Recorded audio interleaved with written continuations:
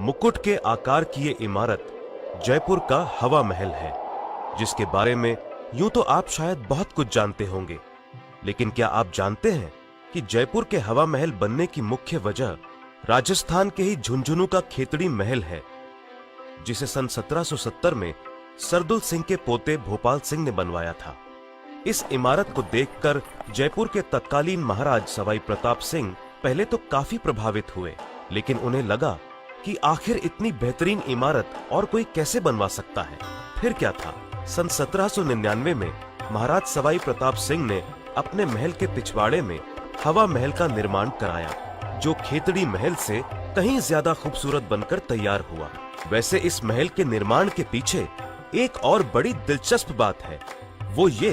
कि राजघराने की औरतें पर्दे का बहुत ख्याल रखती थी। राजघराने में पर्दा सिस्टम इतना ज्यादा था कि औरतें महल से बाहर कभी कभार ही निकल पाती थीं, और जब कभी उन्हें बाहर जाने का मौका भी मिलता था तो वो भी बंद गाड़ियों में। बाहरी दुनिया से उनका संपर्क केवल महल के दास दासियों और पुरुष सदस्यों के जरिए होता था। महाराज सवाई प्रताप सिंह ने उस खास शाही परिवार की औरतों के लिए इस महल का निर्माण कराया, जिसका एक छोर जनाना महल में खुलता था और दूसरा बाजार में। घर की औरतों का पर्दा बरकरार रहे, इस वजह से बाजार की तरफ से इस इमारत में अंदर जाने का कोई दरवाजा नहीं बनाया गया। हवा महल के वास्तुकार लाल चंद उस्ताद जी ने 5 मंजिला इस इमारत के आकार को खास तौर पर मुकुट का आकार दिया, क्योंकि राजा साहेब कृष्ण भगवान के बड़े भक्त थे और भगवान के मुकुट से उनका खास लगाव था।